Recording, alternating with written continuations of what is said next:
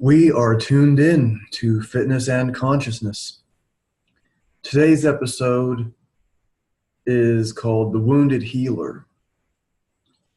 I'm going to be talking about different ways of looking at this and how we can all be healers for other people. We don't have to have special training. We don't have to have anything but just like the right intent, I think. And so I got this idea a couple days ago, and I was watching about an 8-minute video, just like a short kind of like teaser of podcast with Russell Brand and Tony Robbins.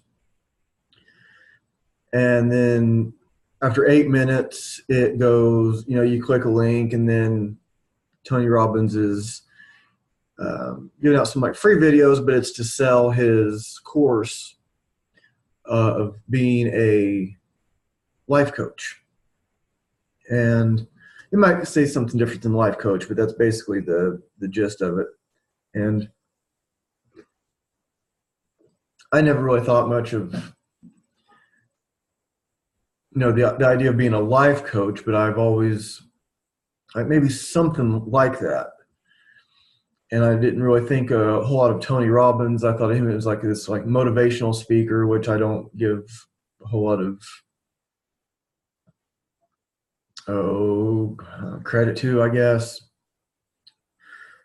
But then I saw a documentary about him, and it kind of changed my mind. He's a powerful dude, and it was different than what I thought. And so when I was watching this, and I was thinking, well, I think Tony Robbins is legit.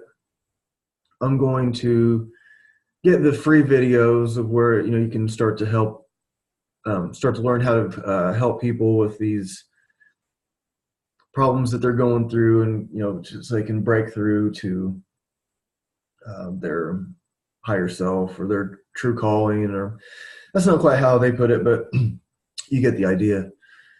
And so I sent a message, pretty much the exact same message, to a few different people, and they were all people who I've spoken with in depth.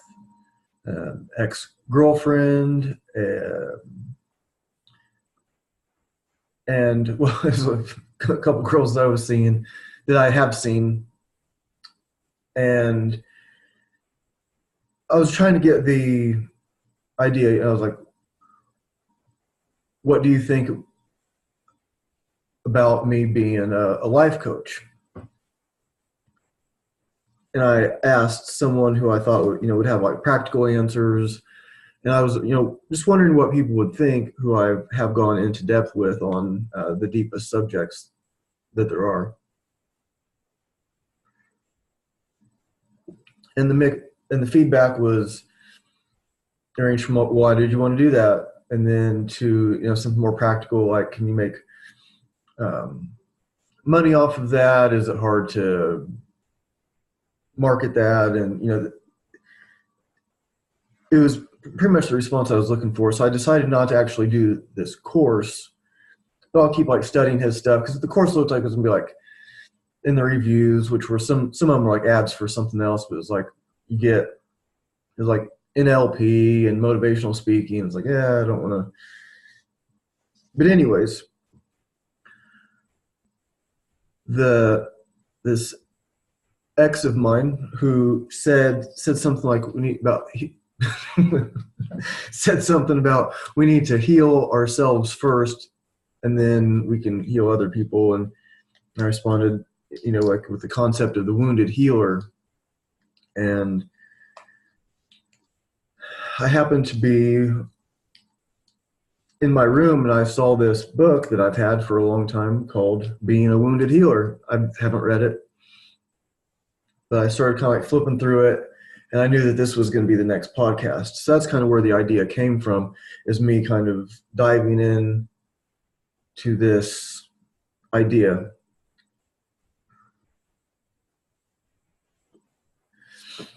there was a Ram Dass speaking,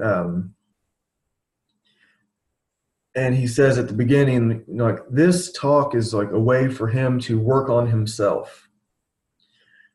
And, of course, he hopes people get benefit out of it, but like, this is a way for him to get benefit out of himself.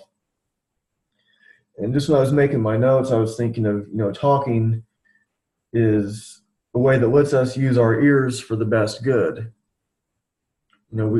People want to be heard. People just want to tell their story. I've learned that very well from driving the cab and friends that I've, went deep with, trying to figure out what's really going on with them. And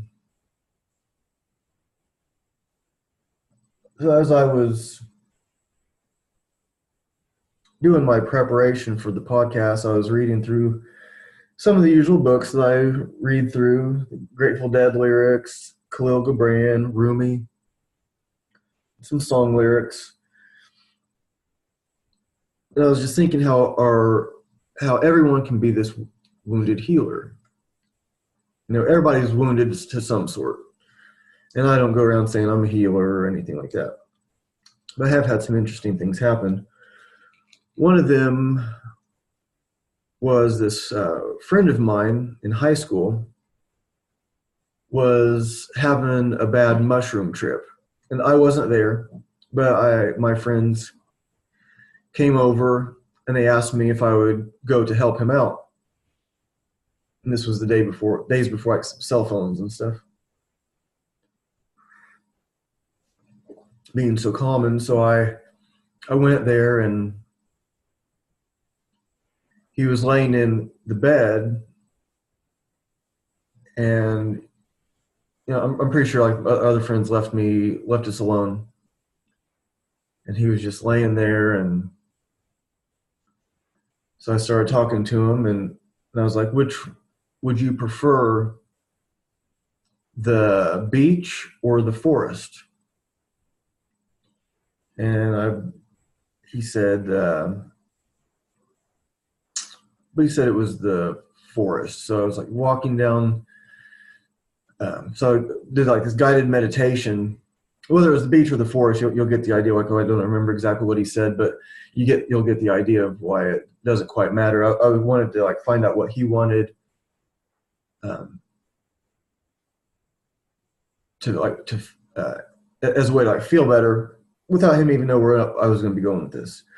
So it was like the beach or the forest, and he told me, and I was like, okay, so you're walking through the forest and you get to the river, and then you walk in, and then all the like bad energy or like all the bad thoughts are being washed away from your feet. And I don't remember exactly what I said. It's 25 years ago. Or not, yeah, over 20 years ago. And, he came out of it. And he said later that he thought I was a psychologist. I mean, we were good friends. We knew each other very well. But he said in that state, he thought I was a psychologist. I thought that was interesting. I had some friends of mine from Shelbyville from the time I was probably 14, 15. We would take each other on guided meditations. We'd go down to this rock quarry, and nobody else would ever go. Nobody else was going there. Kind of had to walk down these train tracks for a little while and know the right spot to cut through the woods, and then it opened up to this big quarry. And we would go down there, and there'd be like water coming out through the walls, and we would, get under the water, and we would just kind of like sit around and take each other on guided meditations, just taking turns, just stream of consciousness, whatever happens. It's pretty neat.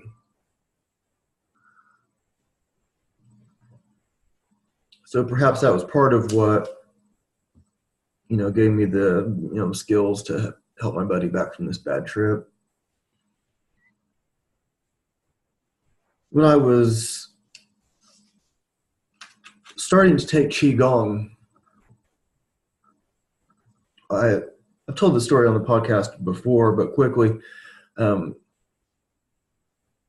I quit working as a personal trainer in 2001 for some various reasons I won't bother with right now. And I started selling lawn care. But I was wanting to learn Qigong, and I got this estimate. You know, we got our stack of estimates the night before, and then we would go the next day to do estimates on people's lawns. And I was going through it, and one of the estimates said Yang Shao, and it like shocked me. And I was like, whoa, I'm going to ask him if he teaches Qigong. And it didn't say anything about Qigong on the paper. It just said his name. It turned out to be his son's name. So I go there, and it says Essence of China, Chinese Urban Acupuncture Clinic. I was like, oh, okay. Didn't say that on the paper before I went. So that's cool. And so I rang the doorbell, and nobody answered. And then I was piddling around for a long time. And then when I was pulling out of the driveway, I saw him in my rearview mirror. And so I went and talked to him, and cut the story short a little bit. I asked him if he taught Qigong, and he said Qigong, Tai Chi, and he called his daughter. Turned out his daughter was the acupuncture doctor, and asked if he would teach me Qigong, and just like, sure. And I was only paying $10 an hour for private lessons, and he didn't speak very much English, about as much as I speak Chinese. I know some words, and none of them are right. But anyways, she asked me on my first lesson. My teacher was a man, but his daughter was doing the translating. She asked me, what type of Qigong do you want to learn? And I said, healing. And she's like, where you like, wave your hands over people and heal them and stuff. So I was like, yeah. And she said, well, that takes a really long time and it doesn't work very well. And I said, okay, I'll learn whatever he wants to teach me then. And so I went on, and I took lessons from him for a while, and then he went back to China for a while and came back, and I got some more lessons, and it was very interesting. I've had this fascination, like with the healing, and I said this for the first time. I'd only told like one other person, one girlfriend of mine, this, but when I was a little kid, I maybe 7 years old, 6, 7, and I'd go to sleep at night. I would pray to God to use my energy to help other people around the world when I was sleeping, to use my energy however that would happen.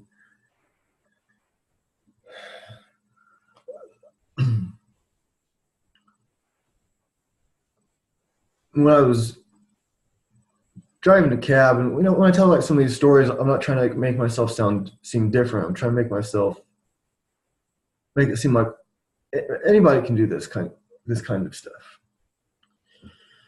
But when I was driving a cab, I would like visualize a stream of energy going from my heart to theirs, to the passengers. And I would also visualize our microcosmic orbits combining, which will look kind of like a figure 8.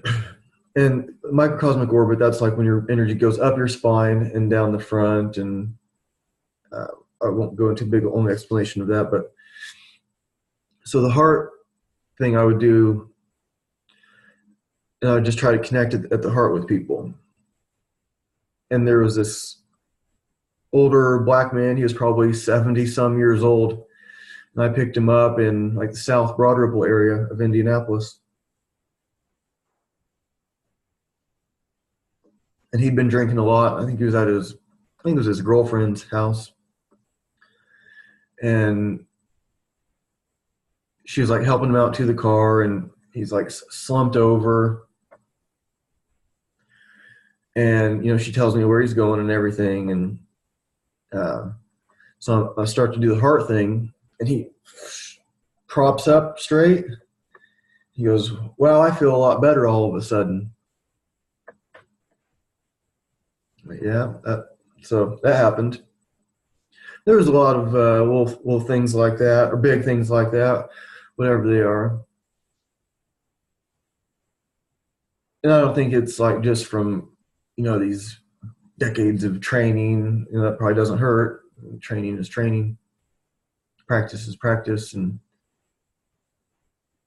but I think anybody can do that. I mean, when you're walking down the street and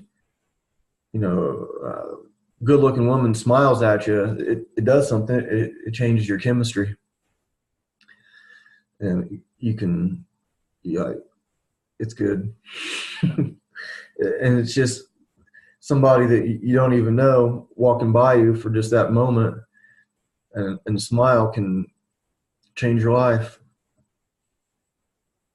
even if it's just for a little bit. So we have like music as a healer. Most people are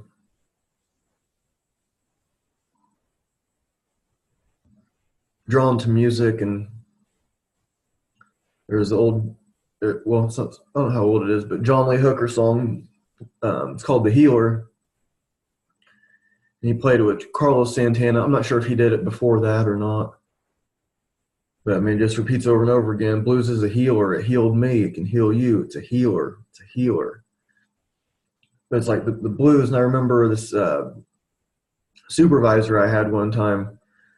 We were talking about blues, and he said, "You listen to the blues to feel sad or something like that." I was like, "What?" It's like, no, blues is a healer. I mean, blues will make you happy. Yeah, you're listening to these sad songs, desperate songs, but they make you feel better. They should. They'll help you like explore what it is that you're going through, and it's pretty cool when someone else can word it just right for you. Like, yeah, that's how it feels. That makes sense.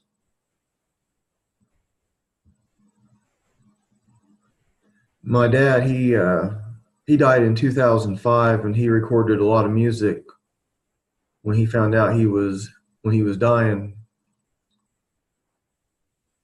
And he got diagnosed with cancer, and I think just was a sign to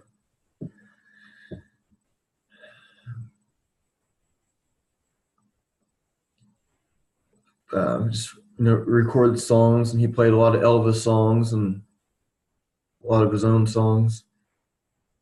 And he was recording it just on like the old like boombox style thing. Like you play a record at the same time on the cassette deck, and he'd play like these. He usually didn't have a real nice guitar. He usually had pretty cheap guitars, but they sounded really good. He could make them sound really good.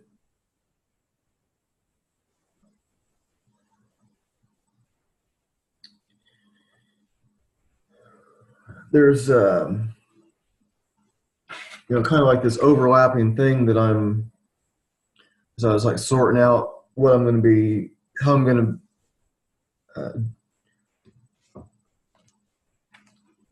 go through this podcast today. And it has a lot to do with like relationships. So the wounded healer. So we have like these relationships with everybody. There's like the relationship you had with the person you just walked by on the street. I mean, and then there's like your wife, and then of 1 month, your wife of 10 years, your wife of 50 years. There's the guy that you kind of know at work that you joke around with, and then there's the people that when they ask you how things are going, they have that cup of coffee ready and that one word answer. Oh, fine. Oh, that's 2 words. That's not going to do. No, like, how are things going? Like, this is going to be a while. This is a 2-hour deal here. We're going to open up and have a session.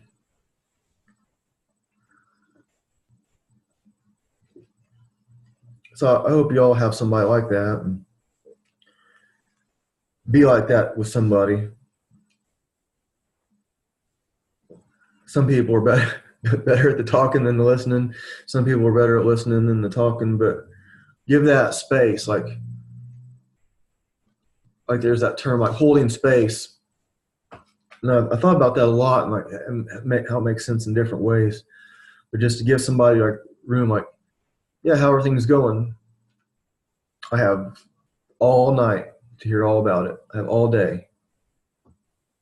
And a whole bunch of coffee and tea, wherever it is, to figure this out. But these relationships, hey, they're like the cause of like all the pain, and they can be a lot of healing also. We get both. So this is from a poem from Rumi. It's a pretty famous one, I think. The minute I heard my first love story, I started looking for you, not knowing how blind that was. Lovers don't finally meet somewhere. They are in each other all along. I like that one. It's funny how we meet somebody and we have this attraction that's like different, even though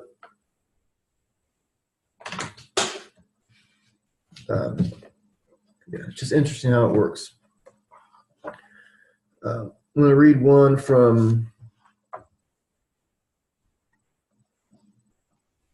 the prophet Khalil Gibran.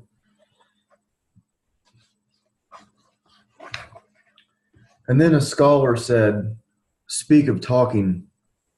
And he answered, saying, "You talk when you cease to be at peace with your thoughts. And when you can no longer dwell in the solitude of your heart, you live in your lips. And sound is a diversion and a pastime. And in much of your talking, thinking is half murdered, for thought is a bird of space, that in a cage of words may indeed unfold its wings but cannot fly. There are those among you who seek the talkative through the fear of being alone. The silence of aloneness reveals to their eyes their naked selves, and they would escape. And there are those who talk, and without knowledge or forethought reveal a truth which they themselves do not understand. And there are those who have the truth within them, but they tell it not in words. In the bosom of such as these, the spirit dwells in rhythmic silence. When you meet your friend on the roadside or in the marketplace, let the spirit in you move your lips and direct your tongue. Let the voice within your voice speak to the ear of his ear. For his soul will keep the truth of your heart as the taste of the wine is remembered, when the color is forgotten and the vessel is no more.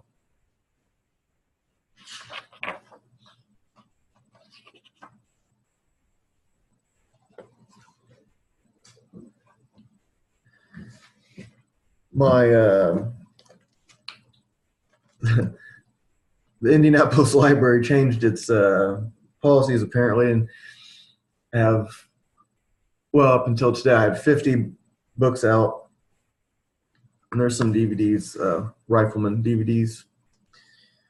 So I tried to renew all my stuff, and it wouldn't let me renew very many of them, so they must have changed their policies. So this Grateful Dead book, I'm going to have to return pretty soon. I'll have to check it out again or buy it or something. So I'm going to get my money's worth out of it. I'm free from the library, but this song is called Built to Last.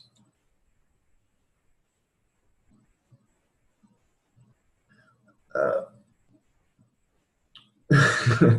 built to last.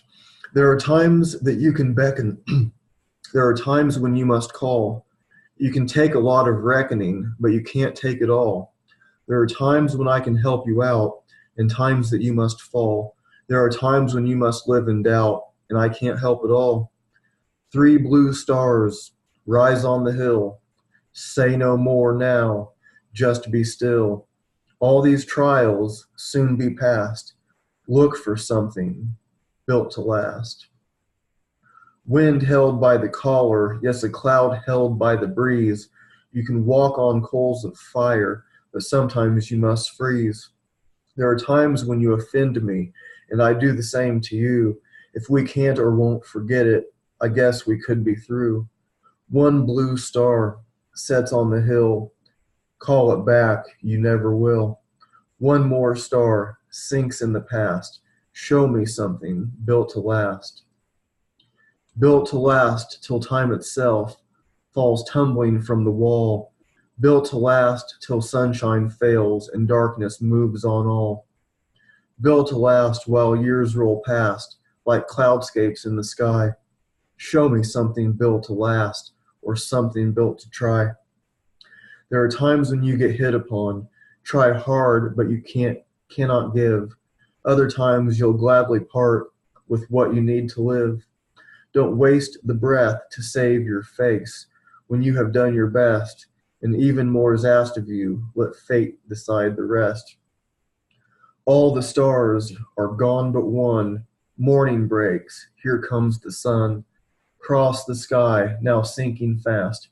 Show me something built to last. 3 blue stars rise on the hill. Sing no more now, just be still. All these trials soon be past. Look for something built to last. 1 blue star sets on the hill. Call it back, you never will. 1 more star sinks in the past. Show me something built to last. All the stars are gone but one. Morning breaks, here comes the sun. Cross the sky now, sinking fast. Show me something built to last. Words by Robert Hunter, music by Jerry Garcia.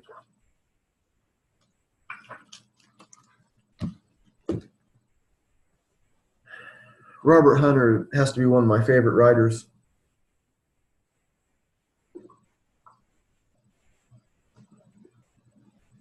He wasn't even in the band, he was their songwriter.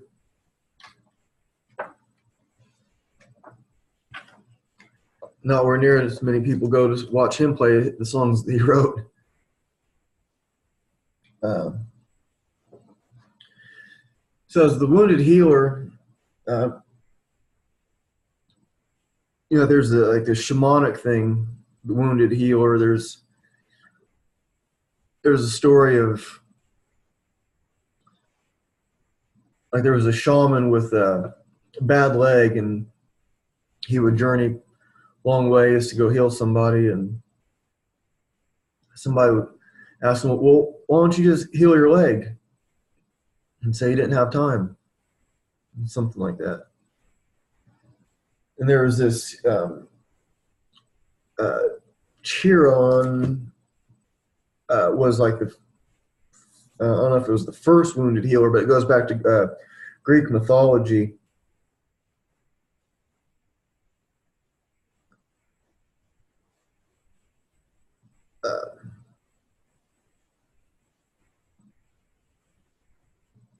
Let's see if I want to read this thing here. Or just talk about it.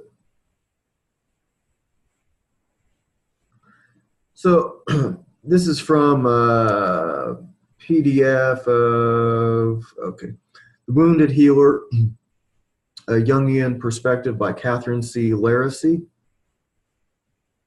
And skipping ahead a bit.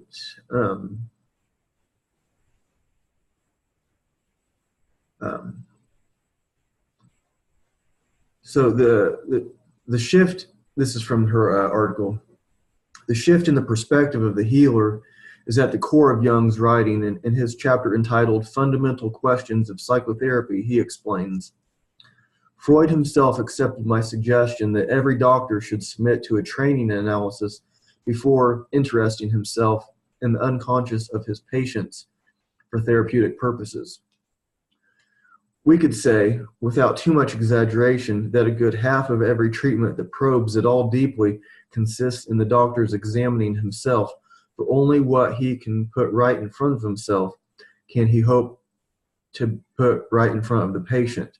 This, and nothing else, is the meaning of the Greek myth of the wounded physician. Jung could not be more clear. Theories and interpretation are not much help in the terrifying depths of the psyche. A psychotherapist's own experience of being wounded is what helps her face the suffering client in simple relatedness. Jung is suggesting that the therapist's mental health is not presumed superior. To sit quietly and hear a patient's pain acknowledges a mutual helplessness to do anything to make it go away. The training to hold such a container comes from the therapist's willingness to confront her own unconscious mind. Jung links the archetype of the wounded healer back to a Greek myth of antiquity. The myth of Chiron tells the story of how the centaur was wounded by an arrow from Heracles' bow. Chiron does not die. Instead, he suffers excruciating pain for the rest of his life. It was because of this wound that Chiron became known as the legendary healer in ancient Greece. Jung is also referencing the myth of Asclepius. This legendary orphan was placed with Chiron to learn about the healing arts, and eventually became known as the Greek god of healing. Homer referred to him as the blameless physician. The myth records that Asclepius was so skilled as a healer that he succeeded in bringing one of his patients back from the dead. After his death, the cult of Asclepius grew very popular, and pilgrims flocked to his healing temples. In his honor, harmless Asclepian snakes were used in the healing rituals and were left to crawl on the floor of the temple where the sick and injured slept. From the myth emerged the image of the single serpent around a cypress branch. The so-called rod of Asclepius remains a symbol of modern medicine today. The archetype of the wounded healer is central to the Christian Gospels as well, and it goes on and on. So the idea is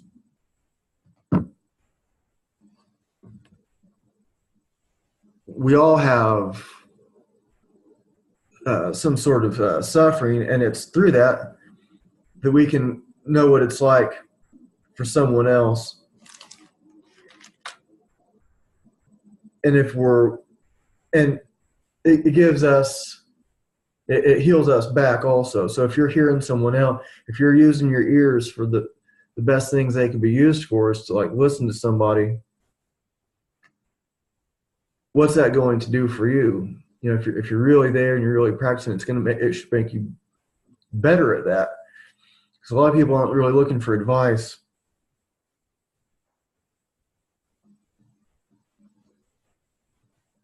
They just want to be heard.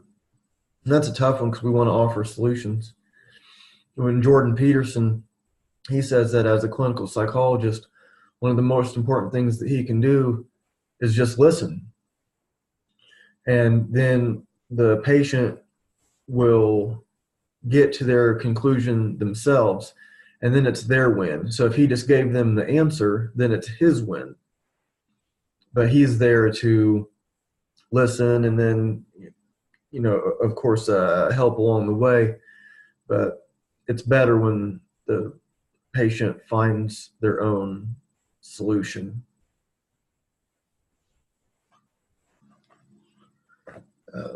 I have a little more Grateful Dead to read.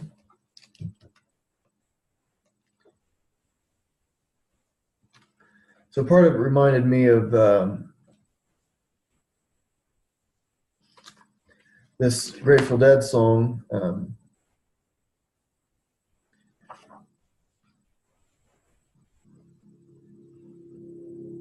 Will remind me of a bunch of them. But anyways, this one's called Althea.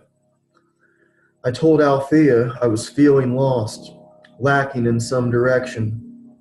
Althea told me, upon scrutiny, my back might need protection. I told Althea that treachery was tearing me limb from limb. Althea told me, now cool down, boy, settle back easy, Jim. You may be Saturday's child all grown, moving with a pinch of grace. You may be a clown in the burying ground, or just another pretty face. You may be the fate of Ophelia, sleeping and perchance to dream, honest to the point of recklessness, self-centered to the extreme. Ain't nobody messing with you but you. Your friends are getting most concerned. Loose with the truth. Maybe it's your fire, but baby, don't get burned. When the smoke is cleared, she said, that's what she said to me. You're going to want a bed to lay your head and a little sympathy. There are things you can replace and others you cannot. The time has come to weigh those things. This space is getting hot. You know this space is getting hot. I told Althea I'm a roving sign, that I was born to be a bachelor. Althea told me, okay, that's fine. So now I'm trying to catch her. Can't talk to you without talking to me. We're guilty of the same old thing, talking a lot about less and less and forgetting the love we bring.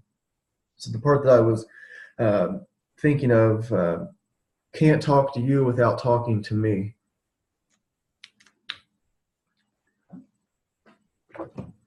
I won't expound on that right now. I think you get the idea.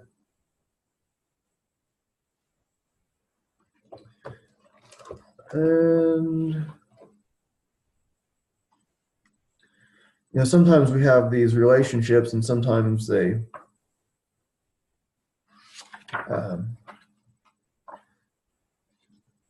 cause a lot of pain. They can cause a lot of healing also. And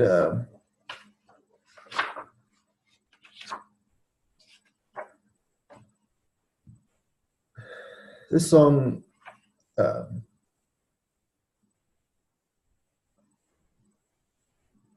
is called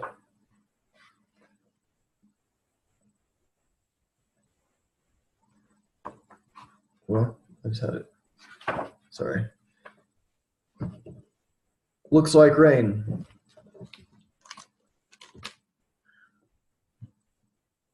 I woke today and felt your side of bed. The covers were still warm where you'd been laying. You were gone. My heart was filled with dread.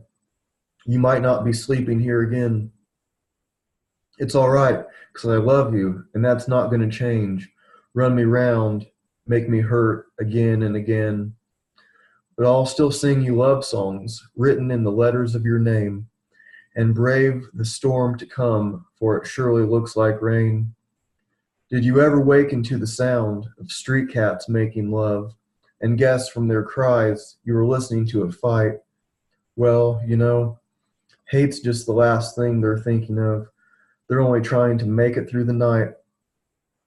It's all right, because I love you. I always thought that was kind of a weird part of the song. Anyways, it's all right, because I love you, and that's not going to change. Run me round, make me hurt again and again. But I'll still sing you love songs written in the letters of your name, and brave the storm to come, for it surely looks like rain. I only want to hold you. I don't want to tie you down or fence you in the lines I might have drawn.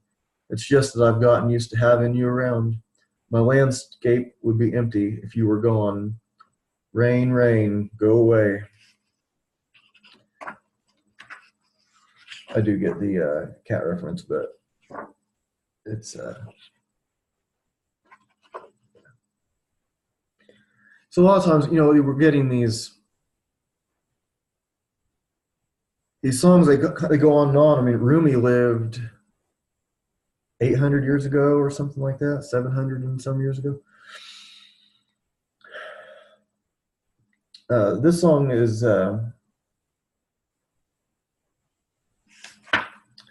by Robert Hunter. It's about He wrote it for Janis Joplin after she died. It's called Bird Song. All I know is something like a bird within her sang. All I know, she sang a little while and then flew on. Tell me all that you know. I'll show you snow and rain. If you hear that same sweet song again, will you know why? Anyone who sings a tune so sweet is passing by. Laugh in the sunshine, sing, cry in the dark, fly through the night. Don't cry now, don't you cry anymore. La la la la. Sleep in the stars, don't you cry, dry your eyes on the wind. La la la la la.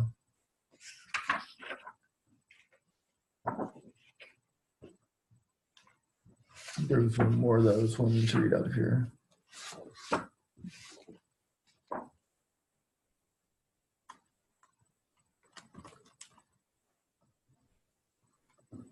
Box of Rain. Look out of any window, any morning, any evening, any day. Maybe the sun is shining, birds are winging, or rain is falling from a heavy sky. What do you want me to do for you, to see you through? This is all a dream we dreamed one afternoon long ago. Walk out of any doorway, feel your way, like the day before. Maybe you'll find direction around some corner where it's been waiting to meet you. What do you want me to do? To watch for you while you're sleeping? Well, please don't be surprised when you find me dreaming too. Look into any eyes you find by you, you can see clear through to another day. I know it's been seen before through other eyes on other days while going home.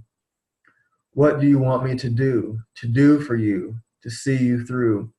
It's all a dream we dreamed one afternoon long ago.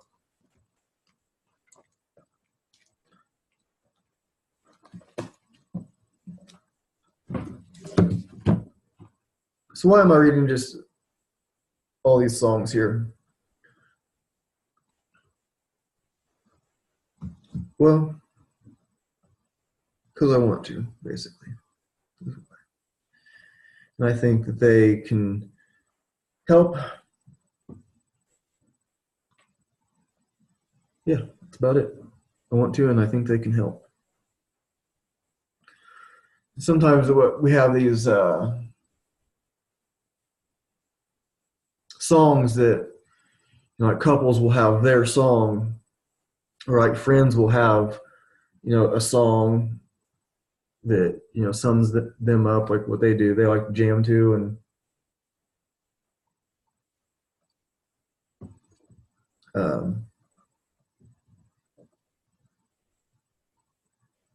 there's a lot of songs about rain.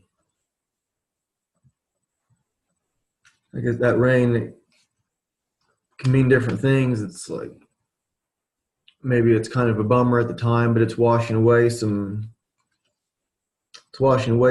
And we have these moments that maybe at the time we wish we weren't really going through, and they're difficult, but they lead us to something else. We have to go, like the only way out is through. I got that from Steven Tyler.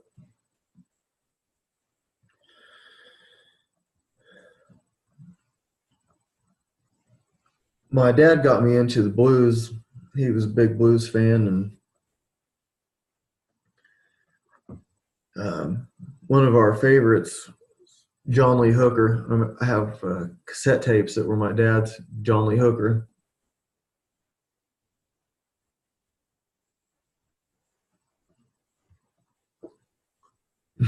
And here's a Buddy Guy song. It was actually written by John Hyatt, but there's this song, Feels Like Rain by Buddy Guy. It's him playing the cover of it. It's so cool.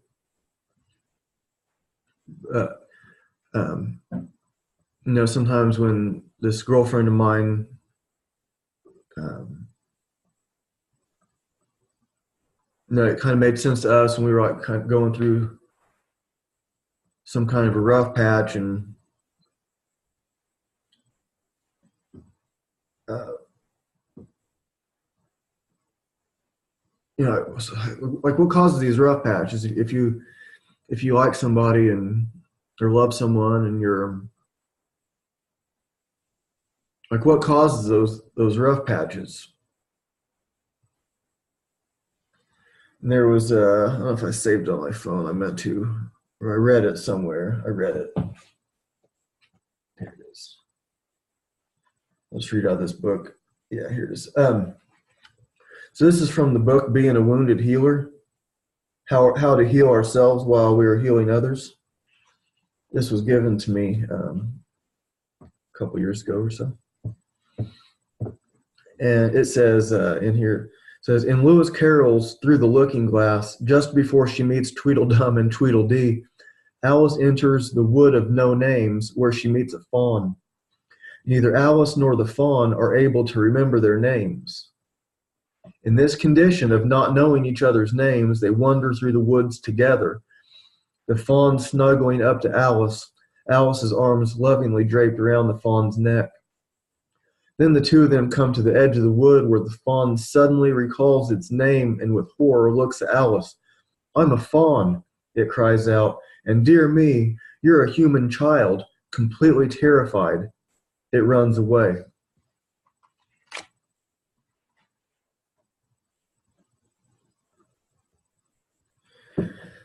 Now,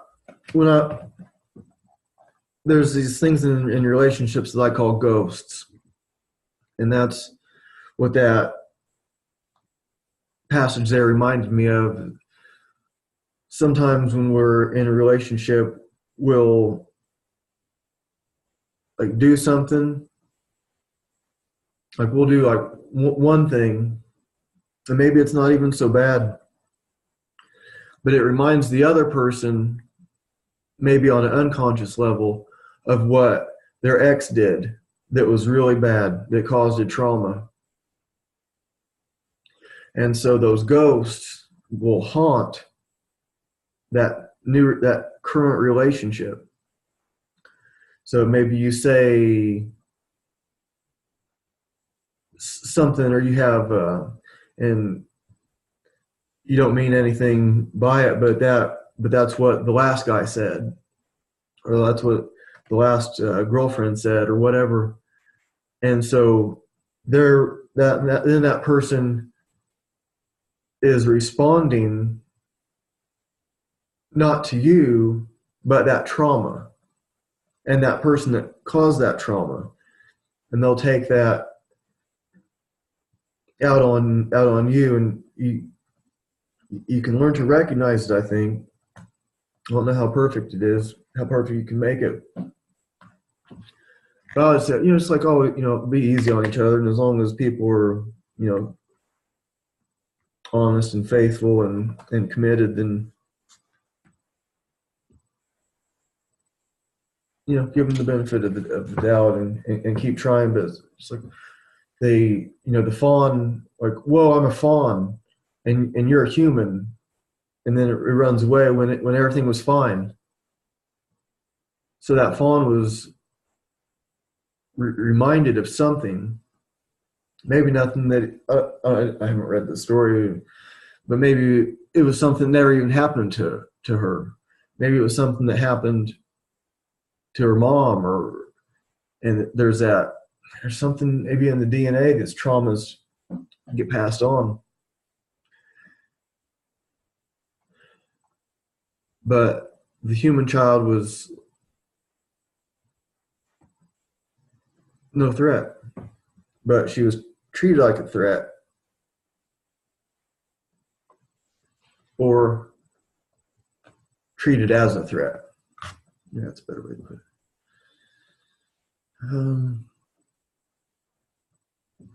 Yeah. What was I going to say? The rain. So there's these songs, and we kind of like know this, where uh, sometimes we know when we're about to have a rough patch. And I've been lucky enough in my last several relationships that they weren't, they were all pretty good. They, we were good for each other, and wasn't like yelling and name calling and all that kind of stuff. I had one relationship like that in particular. It was when, I don't think I'll say who it was. It was when I was about 20 years old, 20, 21 years old. And we'd yell at each other, call each other's names and stuff. And it just seems so weird. It seems like I wouldn't even recognize that guy now. And I thought I was pretty reasonable, and I thought she was the one that was not reasonable, because that's the way it was. But anyways, we were both saying and doing things that are, not good. And then so I was single for a long time after that, because I didn't want to go through that anymore. I want to find somebody that was just about perfect. And then the next relationship was a good one. We didn't like yell and call each other names and stuff, and ended up living together. And yeah, this the song is kind of about those. You're about to hit that rough patch. So, Feels Like Rain, originally by John Hyatt, but that Buddy Guy version, man. Down here the river meets the sea, and in the sticky heat I feel you open up to me. Love comes out of nowhere, baby, just like a hurricane, and it feels like rain, and it feels like rain. Lying here underneath the stars right next to you, and I'm wondering who you are and how do you do? How do you do, baby? The clouds roll in across the moon, and the wind howls out your name, and it feels like rain, and it feels like rain. We're not going to make that bridge tonight, baby, across Lake Pontchartrain, and it feels like rain, and it feels like rain. So batten down the hatch, baby, and leave your heart up your sleeve. It looks like we're in for stormy weather. That ain't no cause for us to leave. Just lay here in my arms, let it wash away the pain, and it feels like rain, and it feels like rain.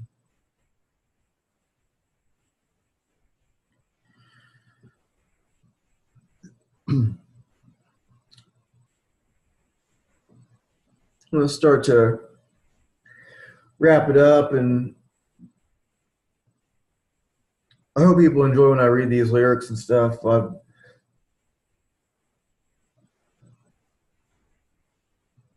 usually make the outline of the show, and then just kind of let it rip, and it ends up being, I usually don't hit pause, I don't edit,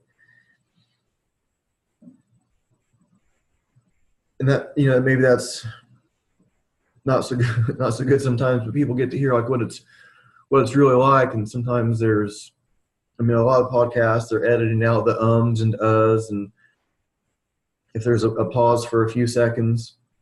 But really that pause, if you not to get like too inside baseball on how to do podcast, but if you pause for a second, that gives the listener time to kind of catch up and think and kind of clear the slate and be ready to listen again. Because if someone's just full speed ahead speaking for however long, most of my podcasts I do by myself are about 50 some minutes.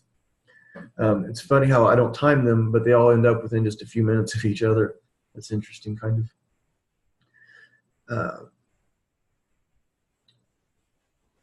What was I saying?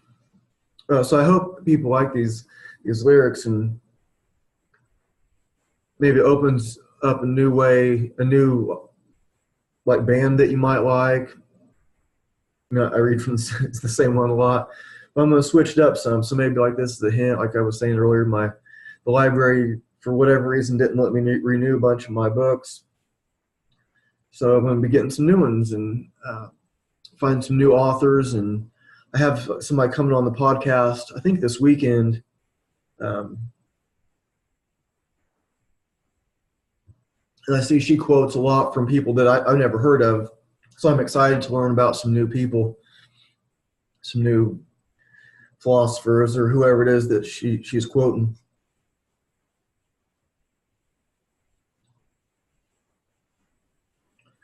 This is a song, I know it from the Grateful Dead. It was Jesse Fuller that wrote it.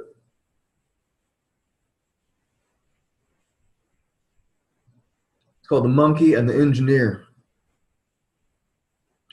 Once upon a time there was an engineer, drove a locomotive both far and near, accompanied by a monkey that would sit on a stool, watching everything the engineer would do. One day the engineer wanted a bite to eat. He left the monkey sitting on the driver's seat. The monkey pulled the throttle, the locomotive jumped the gun, and did 80 miles an hour down the main line run. Big locomotive, right on time.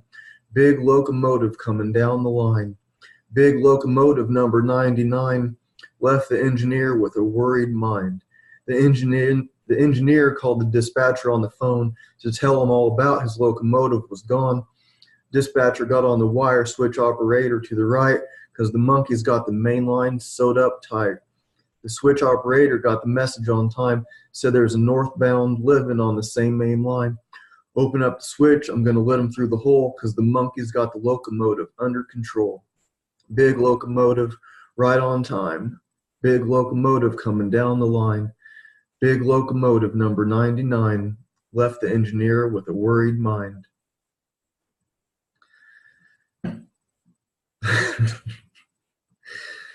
So, the monkey's got it under control.